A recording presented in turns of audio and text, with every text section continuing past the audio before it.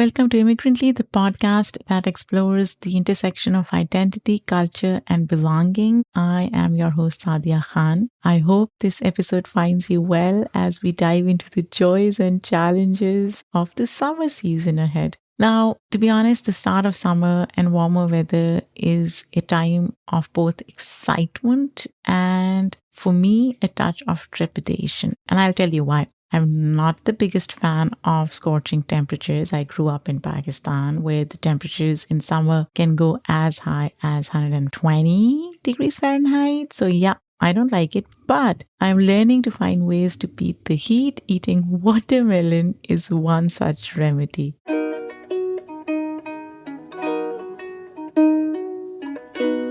Before I talk about our guest today, which I am going to get to very soon, I want to share a podcast that captivated my attention. Now, those of you who know me know that I consume podcasts on a daily basis. And believe me when I say this, I devoured the first 5 episodes in just one day. I'm talking about the podcast called Scamanda. It's a true story that will leave you both fascinated and incensed.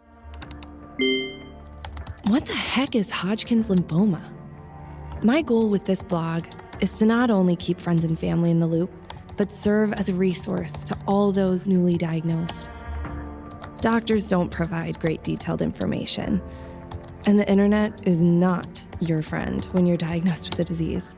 Scamanda basically tells the unsettling tale of a woman, Amanda C. Riley, who fabricated an illness exploiting the kindness and generosity of others for personal gain. And I kid you not, it is a profoundly unnerving listen. And as the episodes unfolded, a sense of betrayal and absolute anger washed over me. I was so pissed. Honestly, guys, it's so disheartening to think that while countless, and I mean countless individuals genuinely struggle with their health, scammers like Amanda Riley manipulate the system, depriving those needing financial and emotional support. And to be honest, it reminds us all of the dark side that lurks beneath seemingly innocent encounters and serves as a cautionary tale. So my dear listeners, as we embark on this episode of Immigrantly, I encourage you to take a pause and reflect on the power of trust, empathy, and responsibility towards one another. And I really hope we can build a world where compassion prevails over deceit and genuine support reaches those who deserve it.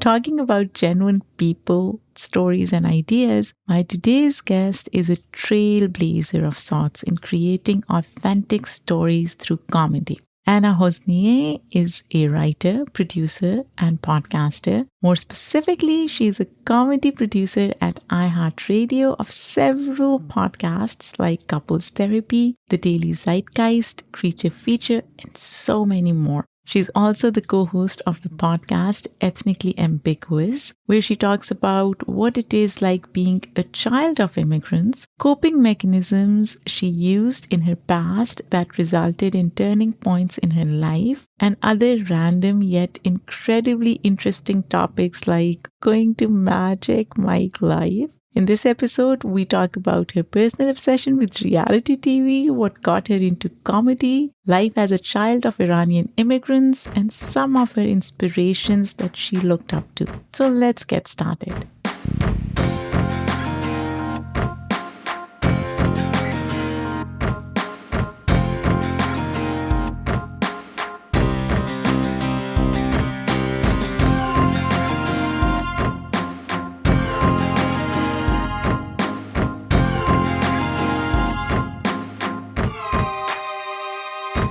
We are rolling. Hi, Anna. How are you doing?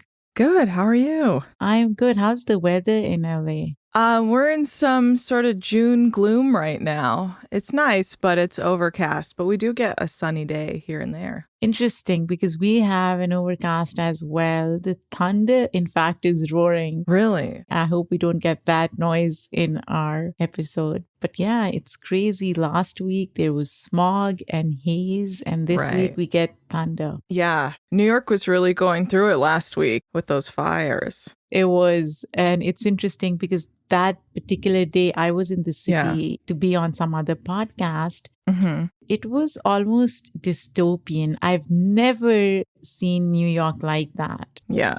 The skies looked orange. There was smog and haze. And then I see people puffing on cigarettes in a very nonchalant way. Yeah. It really reminded me of Lahore, my hometown, where people really don't care. They'll smoke while they see smog and haze. Yeah. I would not have gone outside. But you know what? Some people, they'll risk it all. So I wasn't sure how bad it was until I was in the city and I was wearing masks, which obviously I had to. I couldn't go without the mask. But once I was there, I realized how scary it was. Oh, yeah. So tell me, Anna, you've done a lot of comedy. So you've done comedy shows. Now you are producing a lot of comedy podcasts. The way I see it, you're basically telling authentic stories through humor. I try to, at least. Why humor? I've always really just liked to laugh. I think also, I wouldn't say my upbringing was very tough. Like I was definitely raised in privilege, but I had tough, strict parents. There was sort of a lot of generational trauma just from their backgrounds. And a lot of my joy came from laughing and being able to laugh. And my parents are actually very funny people.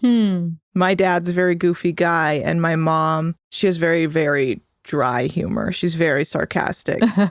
So I've always just really enjoyed laughing. And I think comedy is so fun and it's so freeing to like try and find different ways to be funny or to have fun. Yeah, it's just always been drawn to it. But how do you strike that balance between being comedic and not discounting the stories that you're telling? I think it's all about being authentically like yourself, unless I'm like writing something for someone to be a certain character. Like a lot of our humor just comes like on Ethnically Ambiguous. It's just us being ourselves and finding humor in sort of certain behavior or just what is happening in the world. Because sometimes you go like, I just can't help but laugh at how ridiculous everything is. Or even just like how we treat certain parts of the world. You're like, it's almost comical how we at times in this country like never learn, we just refuse to take all the hints around us of how we could improve in a certain way or how to go about treating certain countries in the news. Like after a while, you're like, you just kind of have to laugh because if I don't laugh, I'll cry.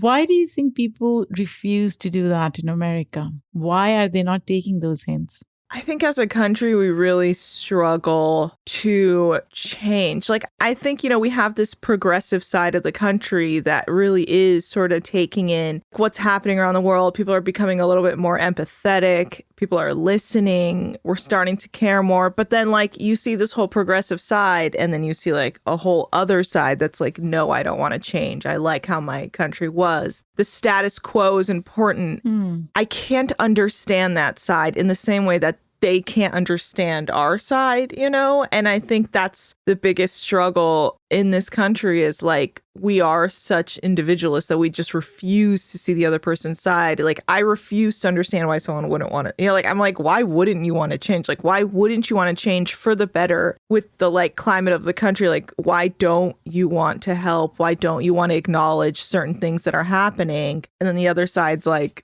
well, why don't you want to see my way, which is, in my opinion, wrong. So there you go.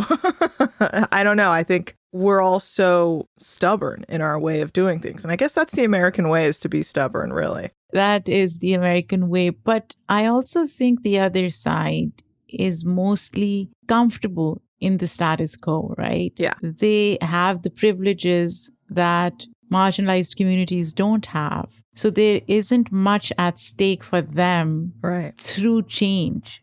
How would that change manifest for them, right? Yeah. So it's a intrinsically human and selfish response, but I still want to connect with that side. Yeah. Because as you said, we are in a way living in our silos and our bubbles. How do we connect? Through humor, maybe? humor does tend to transcend. You know, we can all be like, we all really like this TV show, or we all really like this movie because it's so funny, even though we don't really see eye to eye on other aspects of our lives. You're right.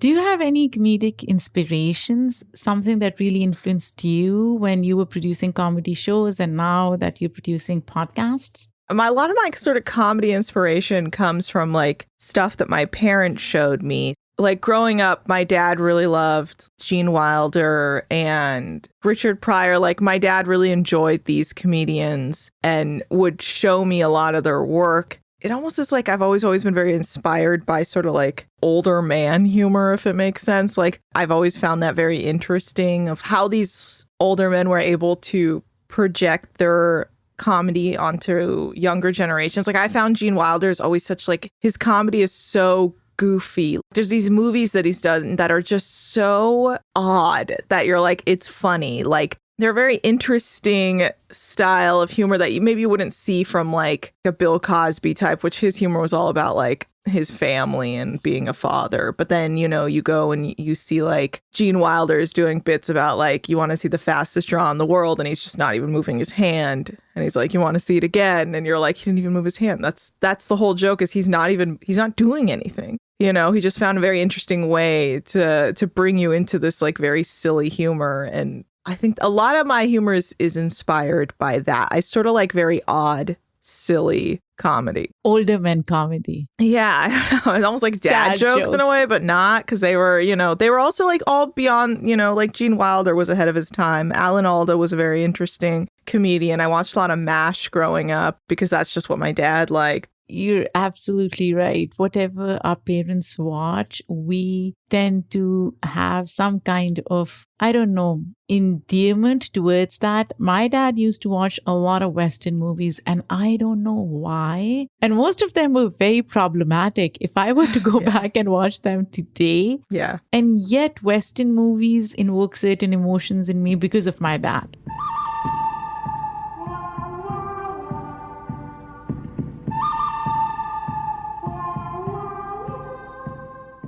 But Anna, you also like reality TV. What got you into reality TV? Is there any specific show nowadays that you're binging? Oh, I watch so much reality TV. I watch almost all the Housewives, basically anything that goes on Bravo, a lot of the Netflix ones as well, like Love is Blind and Ultimatum. You know, I think reality TV is also very funny. It is funny. I think it's so goofy. Like they really, like the editors do strong work in portraying people, and they create very silly situations. And I also think humans are naturally just very funny when they go about their day. You know, like people do really silly stuff, and I can really find humor in a lot of stuff. Just like conversations people are having, or just the way people are acting, and just people's facial expressions when they're reacting to people. Like I love all that. Like reality TV is incredible because you're having these people who are potentially just sort of open to being authentically themselves, even if it makes them look like really sort of unhinged in a way, like You're they're really right. wacko, you know? And you're like, wow, you're so confident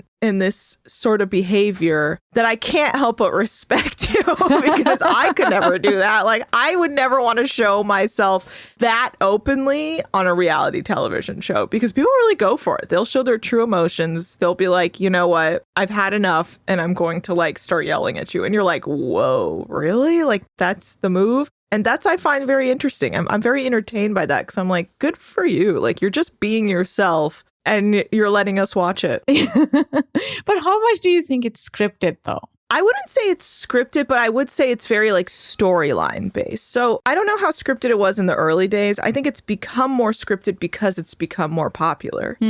So like the more we want to watch a certain person, they go like, okay, well, you know, I'm going on my show. I need a storyline. How am I going to portray myself to the audience so they find me interesting and fun? So like, I think people will be like, well, my storyline this year is that I am trying to adopt my stepson or something. Or, you know, that's just one example. But like, or they'll be like, I'm finding out my husband had an affair or something. Like, even if they potentially know something, they might sort of plan around to try and find something out again on camera. So I think like, I wouldn't say it's like fully scripted, but it's definitely, I think, altered to bring maybe something that happened off camera on camera. And if you had the resources and opportunity to create a reality TV show, what would that show look like? Is there a particular theme that you would want to explore through that show, or something that you've thought about, or even part of your identity and your living or your lived experience that you may want to explore through that? One of my early jobs was actually in reality television development when I moved to LA. Genuinely, like, I felt like everything I was pitching had already been done. It's funny. After I left reality TV development, I said I would never like work in it again. I would just enjoy it because I did find working in it somewhat a little darker than I would have preferred. It wasn't that great of an experience, and I felt it to be sort of gross behind the scenes, which is, my own sort of qualm of being like, it's so gross, but I love to watch it. That's exactly what reality TV is.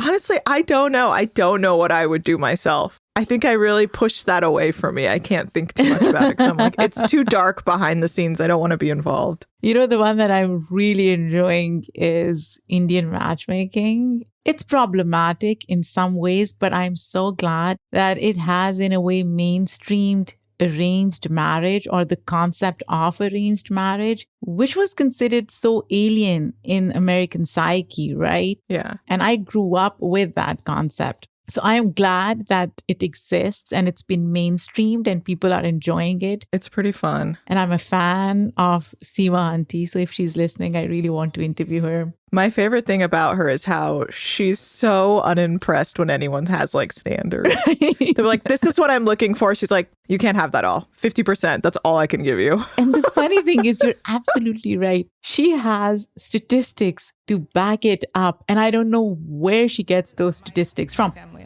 Subsidy is important. 60-70%. Yes. You see, then it's fine. 60 to 70% is giving up quite a bit. That's the absolute best she can do for you. Absolute best. I know. So at least for all of us, we've just done 70%. Yeah. Those of us who are in relationships, 70% it is. Yeah. It's really funny. And then they have Jewish matchmaking, which was so interesting. I watched that too. Oh, you did? So Indian matchmaking was more like, South Asian stories. I could relate to it. Jewish matchmaking was more of a learning experience. So I learned so much about Jewish community through that show. It is incredible. Yeah. I'm really impressed with the makers and what they're doing with these shows. Yeah, that one's on my list. I need to watch. I just finished season 3 of Indian Matchmaking, so I need to.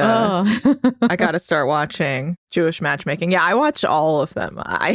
Anything drops, I'm like, add to list. The interesting thing is, I used to watch all the housewives of this and that, and then I realized I was internalizing a lot of behavior. Mm-hmm. And every time I would watch these shows, I would become angry and bitchy, and I was like, I don't like myself when I watch this, because then I tend to behave a certain way. So I cannot watch those shows, but I'm fine with Love is Blind and Matchmaking and all of that stuff. Yeah.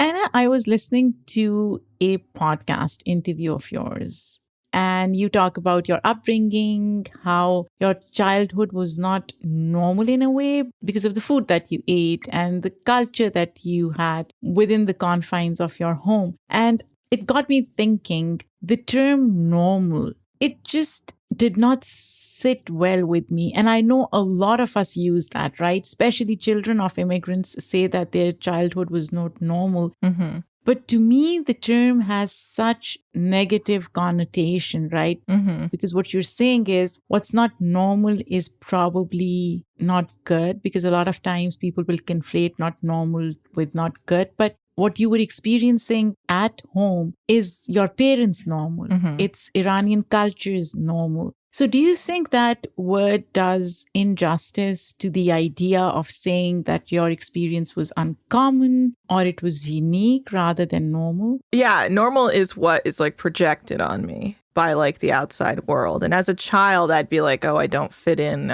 My family's not normal, which is just like a projection of what I was getting off society because I thought I had to fit in. There is no normal. Right. And I think that was just my own childhood mind being like, how can I fit in? And it's like, well, I actually don't know what's going on in people's homes. Like, I don't know what they're experiencing either. And yeah, I think it was just kind of an issue within myself And I do feel like we use normal as like a way to be like, oh, that's sort of how it's supposed to be. I feel like language has also progressed in such a way because someone could be gay, straight, or trans. You know, I feel like in the day we'd be like, oh, they're not trans, they're like, you know, a normal person or something like that. And I feel like we would use this language that was like, it would actually set us back. It's like, oh, you're saying that trans is not normal, and that's not how we should be talking about, you know, a person who's trans, because they are normal. They're a person, you know, they just have chosen to live on a side of the life that they feel more comfortable. And we shouldn't just say they're normal. So we should, you know, have more language that reflects that, like saying cis, you know, this person is cis. They're not normal.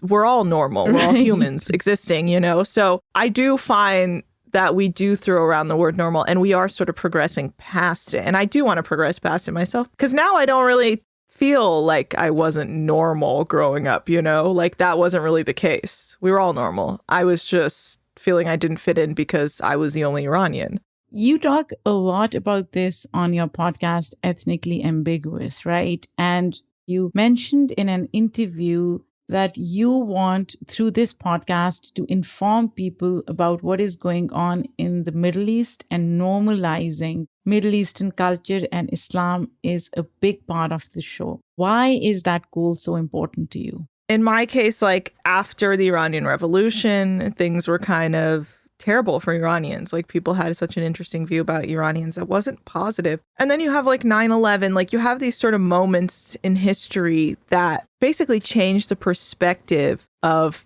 how they view the Middle East. Like all of a sudden the Middle East was about terrorism, or, you know, movies were about how we would be portrayed as terrorists if you needed an enemy. You know, there was an era where it was like Russians, it was like the Cold War, and then it shifted, and now it's like Middle Easterners are the enemy, they're terrorists, who knows what's going on over there. Muslims are the boogeymen, right? Right.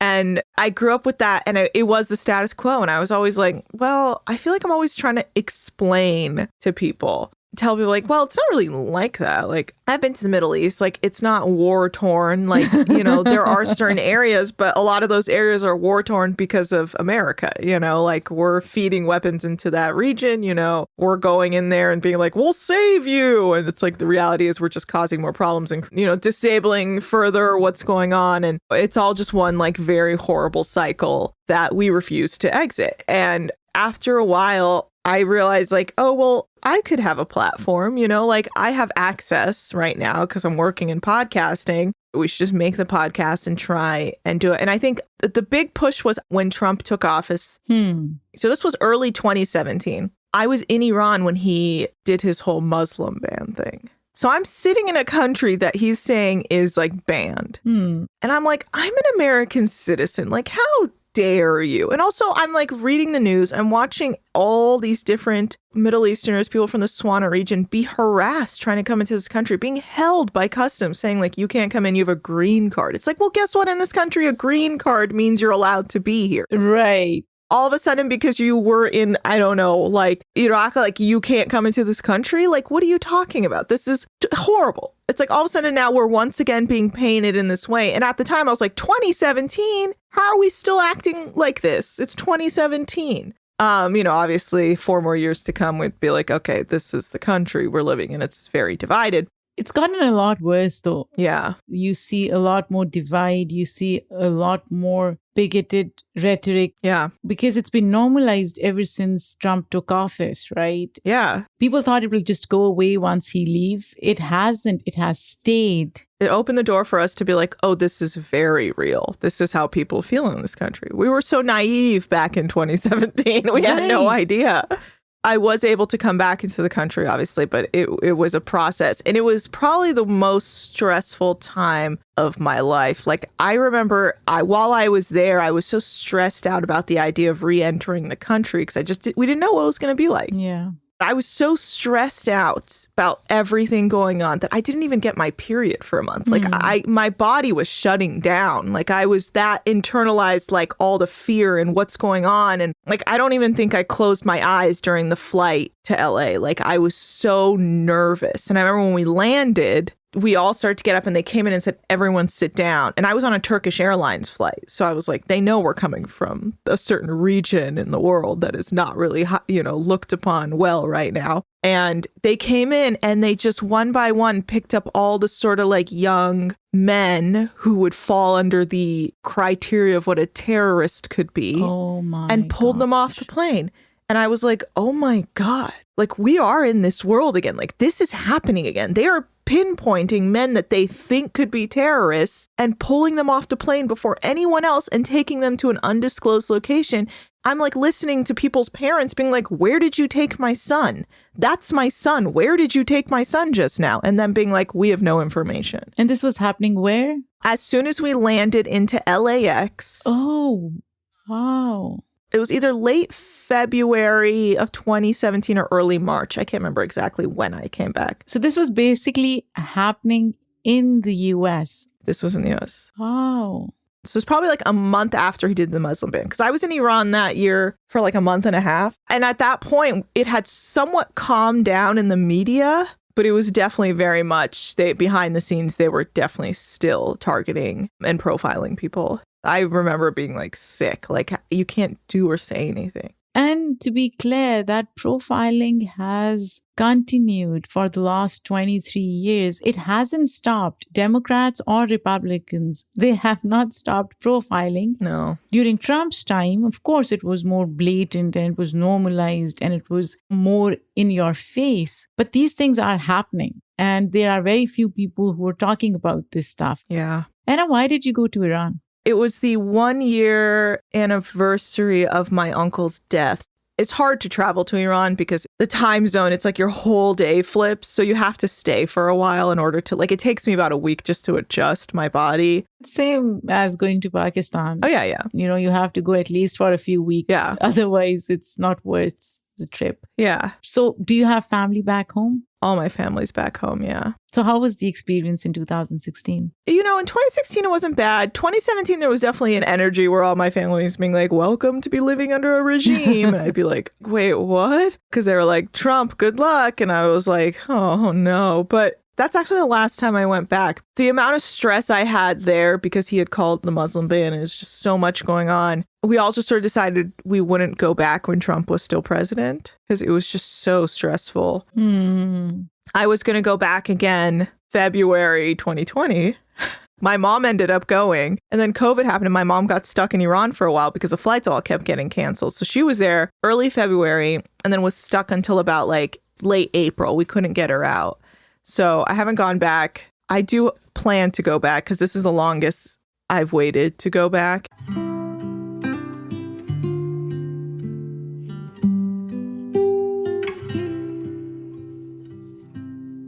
I saw a pinned tweet, a letter that you wrote to your grandmother. So your grandmother passed away last year. My condolences. She died in 2020. That's what I was going to go back for.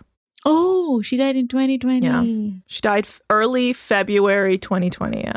Why did you decide to write that letter and then share it? I did it for Women of the East, which is really lovely. It's run by a woman named Johanne, and she asked me to contribute, to like write a letter to someone in my family. And I think the death of my grandmother was very fresh. And I love my grandmother. This is my mother's mother. She's the only grandmother I knew because my dad's parents both died when he was young. So I never got to spend any time with them. But my mom's mom was just a very important figure in my life. Like, she mostly lived in Iran, but she did come and stay with us for a few years when we were young and like watched us and was almost like, like an unofficial nanny without being a nanny, Like in, our culture, like the grandparents very much like would raise us for the most part, but it was tough because my parents had immigrated to a whole different country very far away. So my grandma, when she was able to finally get a visa, did come and stay with us for a while. And she just looks a lot like my mom. Ah. And there was something about that. And I look a lot like my mom. So the three of us just really looked alike our whole lives. There was just something about the three of us that I feel like we had a very special bond, me and my mom and my grandmother. even if she hadn't seen me for a year, like she knew immediately what I needed or what I liked. That's what grandmothers are for.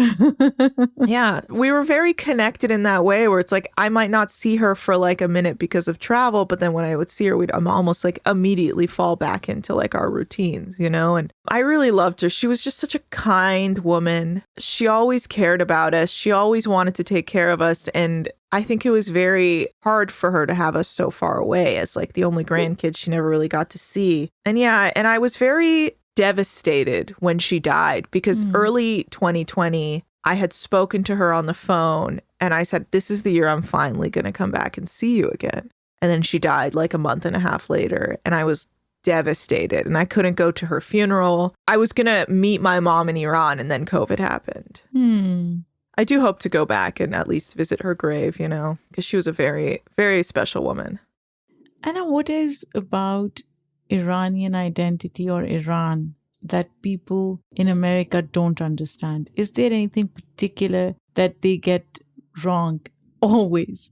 People think the women are like incredibly oppressed because of what we see in the media. When I want to say Iranian women are some of the strongest women I've ever met. Sort of what we were just seeing with the protests and stuff, like that was all run by young women who were fighting the regime. Like they were the ones who were stepping up. And I would say like almost every Iranian woman I know is so headstrong, so willing to fight for what they love and who they love and what they need. And I always found that incredible. Like the matriarch of our family is my uncle's wife. In my mind, she's like larger than life, you know? She always held the family together. I mean, she still holds the family together, even after her husband's death. And just seeing how she is the matriarch, like she is the most important person in the family. She keeps everything together. And she was so strong when her husband died, when everything felt like it was falling apart around her. And she just wouldn't let you see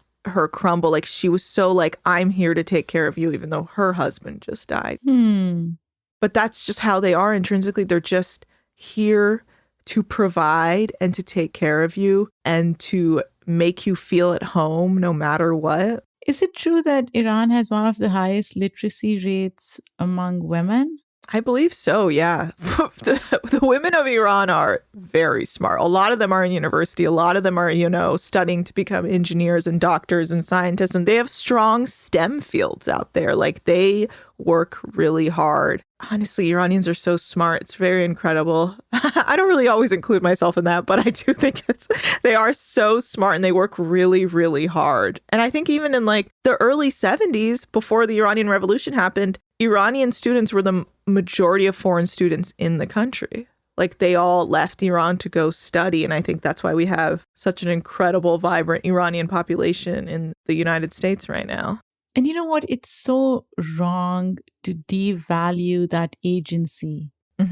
When mainstream American media or even within political discourse, that agency is devalued or it is sidelined, and people conflate governments with cultures and populations, right? It's really sad. And that happens a lot with Iran. I mean, to be honest, it happens with the entire Muslim world. Pick any Muslim country, whether Pakistan, Bangladesh, Iran, even Turkey, surprisingly. Yeah. But it happens a lot more with Iran. US-Iran relationships are just fraught with mistrust and anger and anxiety. And that's one thing that has persisted throughout history.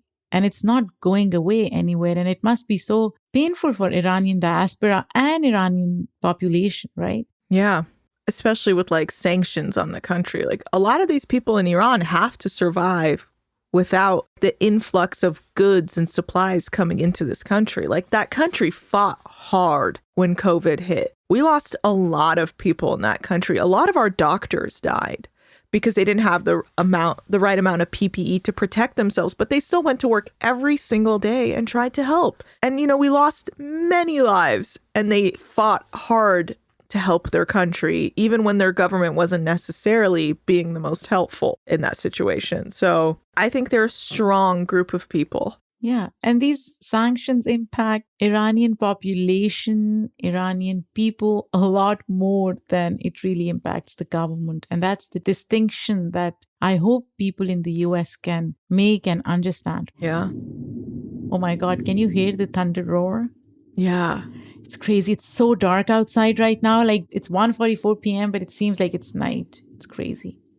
I want to switch gears a bit and talk about the Daily Zeitgeist. So I was on that show, and I Yes. kid you not, before going on that show, I was freaked out. Really? I didn't know what to talk about. I was like, oh my gosh, this is the first time I'm being interviewed by two dudes, if I can call them that. But they are the kindest and sweetest guys that I've met. Yes. I haven't spoken to them. It was so much fun. Now, when you were brought, Jack O'Brien, who heads comedy at iHeartRadio, he wanted to diversify, right? That was the goal. Yes. How do we separate true representation and inclusion from tokenization, which happens so many times under the guise of diversity?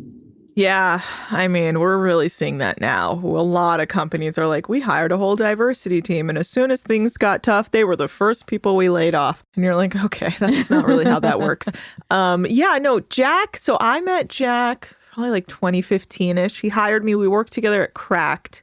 And then we left Cracked.com together to start the LA division. At the time, we were How Stuff Works still, because iHeart came and acquired us later. But one of the things that drew me in was Jack said, no more white guys, no more straight white men running podcasting. And I was like, yes, that's somewhere I would want to work. I don't want to do this like where I'm just like, you know, helping a bunch of straight white guys say the same stuff on I can't do it. And also I just started Ethnically Ambiguous at that point. I was like, this is the route I want to work in. And, you know, Jack's always been really great about it because he listens. It's hard to find a manager who listens and actually like takes your suggestions into consideration because it was just the two of us to begin with. And he said, let's go find me a co-host for Daily Zeitgeist. We were developing Daily Zeitgeist at that time. You know, we didn't know what it was called. We had all these really silly names of what we were going to call it. But he kept being like, I want it to be a show about the zeitgeist. And I was like, just call it the Daily Zeitgeist. You keep saying the word zeitgeist. It feels like that's what it is. Huh. So yeah, we were trying to like really figure out what does the LA division look like? Since we were mostly working in comedy, because that's sort of what we enjoyed. And then we just went out and we were just like looking for people. We met Miles because Miles, his current wife, worked at Cracked at the time. And so we found Miles. We talked to a bunch of other people and we kind of just started to bring in different people of color that we just enjoyed. And it was just me going out and being like, I really like working with this person. I think they're great. Let's bring them in. Jack would be like, yes, great. Sounds good. Like, and it's not like a diversity initiative or anything like that. It was just like a man who was just like in charge, but listening and allowing us to go out and bring in people from marginalized communities that we thought mattered. And it didn't matter like, oh, how big of a following do they have? Do they have this? Do they have that? Have they worked in this before? Because a lot of podcasting is gatekeeping. Like being able to work in Pro Tools or, you know, Logic or Audition, it's not easy. These programs cost money. It's hard to train in them. And you know, these are notoriously white spaces that are gate kept from people of color and marginalized communities. So that's kind of what we were doing, basically. Yeah. But it must be a lot of work, right? The Daily Zeitgeist, it's like every single day producing a show. Do you hope that at some point it would be weekly or bi-weekly or something? That's funny. The running joke is me saying, how about weekly Zeitgeist? So why not weekly? So I think originally the daily didn't really exist yet. So we were like trying to be like, let's be one of the first daily podcasts. Let's see if we can do it. And I remember all the executives at How Stuff Works were like, can you do it? It just seems like you can't do it. And we were like, we can do it. And we did do it for years now. We've been doing it since 2017. We were able to figure it out and make a daily podcast. And I think we ended up dropping it in 2018. But we spent like, you know, months troubleshooting, figuring out how to make this podcast work, how to like schedule, how to get people, how to get a writer in who's submitting stories for the guys. You know, like it took a while, but we really nailed down and got a very well-oiled machine. And people are hooked. Yes. I see so many people who are huge fans of the podcast. You know, we worked very hard on it. Luckily, I don't have to be there for the day-to-day anymore. I have a team that works on the show. Now I'm just the executive producer. I still book every single guest on the show, but I don't have to show up to the recordings every day anymore. I used to be at every single recording every single day, and now I just oversee. I check in here and there. I'll pop in every once in a while. Like I'll pop in like 2 or 3 times a week just to make sure everything's going well. Do you have a particular guest in mind that you would really want to be on the show and you haven't been able to book them yet? I would love to get like Hassan Minhaj on the show. We've always been in talks about it. Hassan and I lived in the same town growing up, so we've always known each other, but it's been a long discussion of, can we get you on the show? Can we get you on the show? And we haven't been able to. He would be great on the show. And Hari Kondabolu, but I recently did get Hari Kondabolu. He's coming on the show soon. Oh, I interviewed Hari too. He is a phenomenal comedian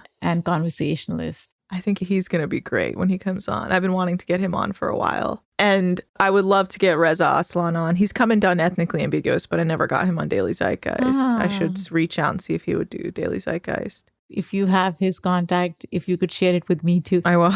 It's so interesting because I have a wish list and I don't know how to go about it. I've tried to reach out to their PR people a couple of times, but you know how it goes, right? An independent podcaster reaching out. Although we've been very lucky with some of our guests, but it's a constant struggle. It is. There are always gatekeepers, as you mentioned. Yeah. Anna, is being a comedian the prerequisite for your shows? I don't think, no, because, I don't consider myself a comedian. I think Shireen and I aren't comedians, but we have a good sense of humor. I think having a good sense of humor and also having an interesting perspective on the world is more interesting to me than just being like, oh, I'm a comedian. I work at being a comedian. Because I think, being a comedian is good. Then I know you're funny, but I also like people who are just interesting overall. They have their eye on sort of what's going on in the world. And then they also have sort of a funny perspective on what's going on in the world. And they do it effortlessly, right? Yes. It's like you don't have to be visibly comedian or act visibly comedian. Yeah. Like me, Jack, and Miles, like none of us are comedians, but I've never laughed harder than I've laughed with Miles and Jack. Our sense of humors and like our worldviews align in a way that we can find certain humor in things that just, ruin us.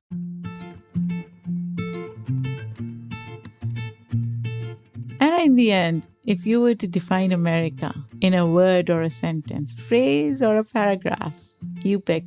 I would say it's like a complicated wannabe utopia.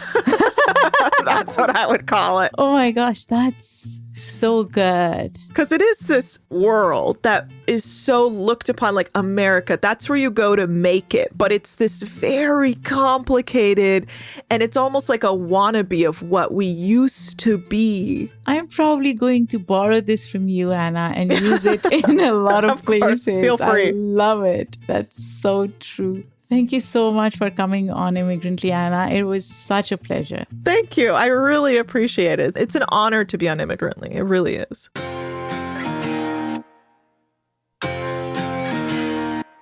This was so much fun.